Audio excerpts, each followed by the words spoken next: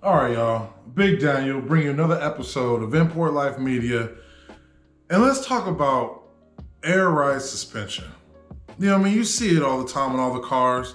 You want it for your own. It's expensive. It's cool. It's going to make everybody's heads turn. But when it comes to these car shows, when it comes to these events, when it comes to things that require grading, judging, trophies, awards, in my opinion, air ride suspension is messing everything up. It's starting to become one of those type of things that just is ruining stuff. And I'll tell you why right now. Whether or not you agree with me, hear me out.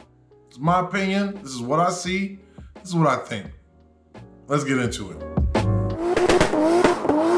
Yo! Man, these cars are crazy. Did you see that?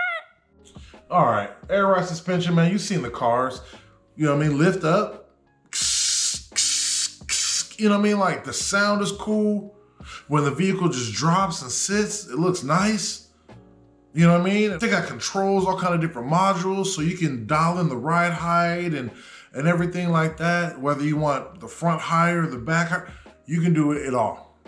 In the trunk of your car, or truck, or hatchback, you're gonna need some room because you're gonna have the compressors, you're gonna have the tanks, the hoses, the hard lines, or however you wanna do it. You can customize it, but, in my opinion, when you start bringing cars like that to these events and these shows that these vehicles need to be judged, you know what I mean, tooth and nail with a fine line, because there's so many vehicles and there's so many different types of customizations that it's very hard to say if one is better than the other, you know? And that's why, you know, some of these judges and some of these awards can get very controversial. When I go to these events and when I go and just see like a plethora of so many different vehicles and so many different ideas come to life, I see a lot of air ride. And here's what I don't like about it. I don't like the fact that when you go and you see these cars, almost every single car is sitting so low that the front lip or the back bumper is just sitting on the ground, you know? And that's what it's supposed to do. And the people will cut fenders and do all kind of different stuff so they can tuck their tires underneath their fenders even more. All of these cars are like that now.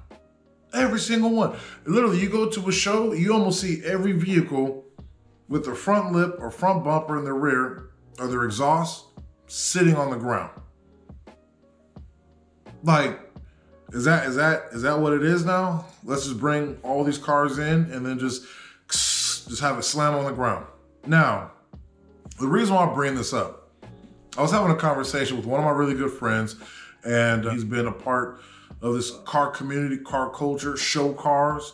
He's had multiple vehicles, all show car worthy, but we had a conversation about some other people's vehicles and what it will take for their car to not just be involved in a car show or a big event, but to get a trophy, to get an award, and to get some type of, you know, accreditation, some type of acknowledgement.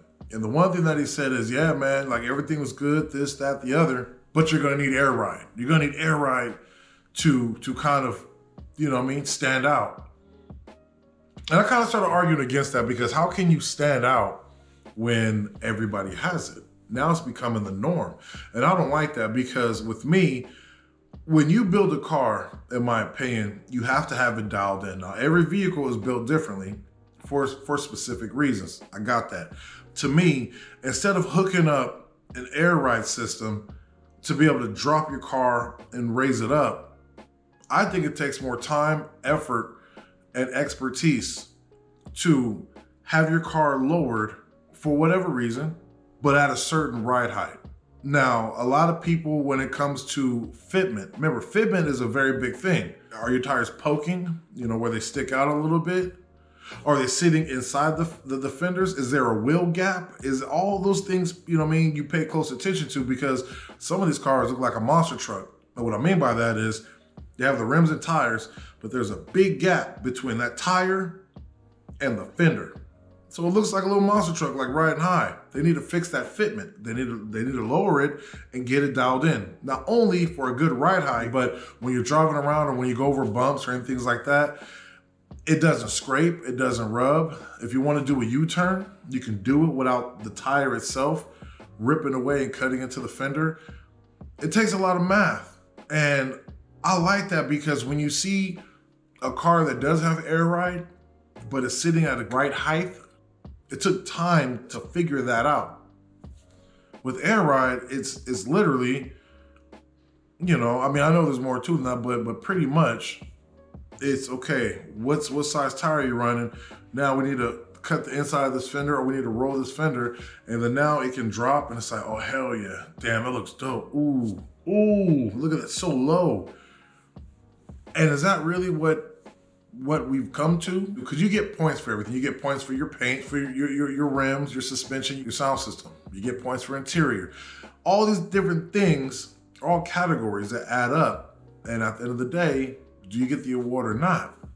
But what happens when there's a car fully done up and is done specifically not only for show, but for it to be street worthy, driving it around, not just having it sit in your garage, not just having it trailered to the event? What about those people that have the car dialed in suspension wise without the ride height? Whether it's, you know what? Hey, so some of these race cars, their suspension is so expensive. I'm talking like 10, 15, 20 grand expensive. And the reason why is because it's not just about lowering the vehicle. Some of these vehicles have major horsepower. And with that, you need to do everything you can to be safe with the roll cage, but your suspension has to be stiff and very firm so there is no wobbling, so you don't lose control.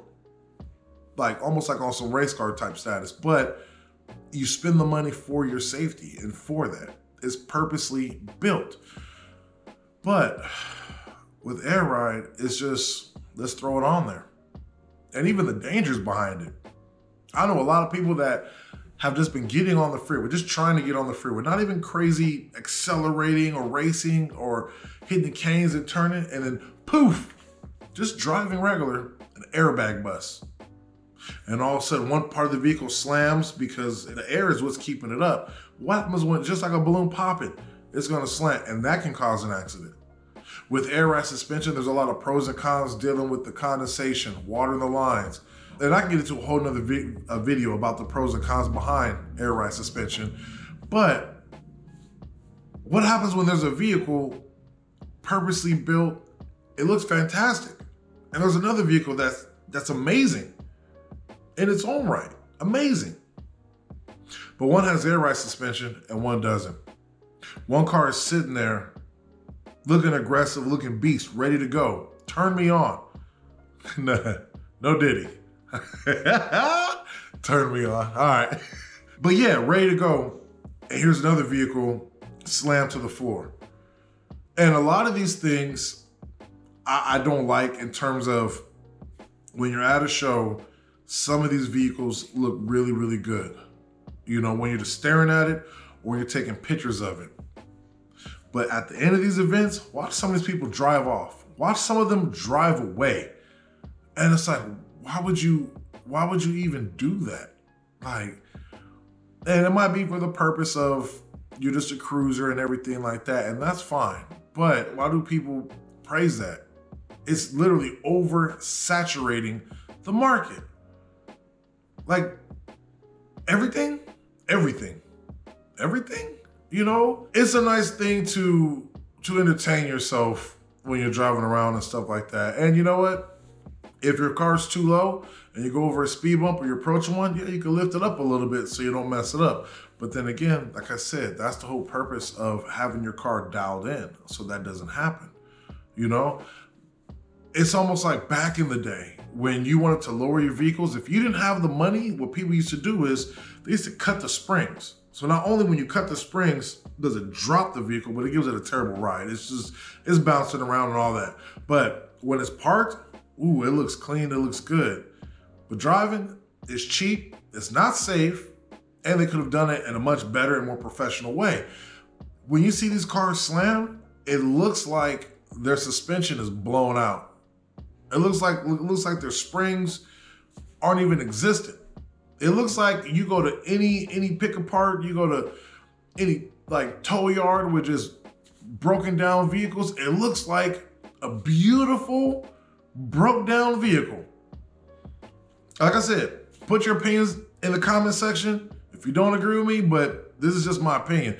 And I don't want to have a vehicle that looks like it's broke, you know? And then even with the Air Ride, when a lot of these vehicles are slammed down because of the camber and all that, the tires go from here to, okay, the vehicle's going down, the tires do this.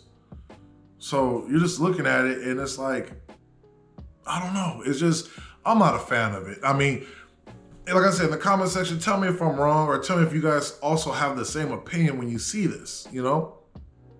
Because I don't think it's fair. Like, with me, I enjoy my music way too much. Because to me, music expresses feelings and emotions that words cannot. I enjoy it. But now I gotta compromise the trunk of my vehicle. I can't have loud music that vibrates and I can feel through my body and enjoy it. I have to compromise that for a whole Air Ride suspension system just for my vehicle to go up and down. Like, you lift it up to drive, you lift it down to park. Yeah, I don't know. You know what I mean? But anyway, y'all, I appreciate you guys tuning in. If you haven't done so yet, please like and subscribe. That helps me out, follows me in the algorithm. Leave a comment. Let me know what you think. Let me know if you agree or disagree, or even if you have an Air Ride system on your car or truck, what are the benefits behind it? And if you go to shows, are you seeing the same thing? How a lot of these vehicles that are placing and getting these awards, they all have them. It's almost like you have yet to see a regular dialed in vehicle, but it's tuned, tweaked, and it's on point. Like, does it take too much work? Are people being lazy? Is that they just don't want to do throw an Air Ride there? Cool, we're done. Let's go get a trophy. Like, I don't know. I don't like it. But also, please follow me on Instagram at Import Life Media. And as always, stay blessed, stay smart, stay alive, and stop this Air Ride stuff, man. Anyway, y'all, man, I love you guys.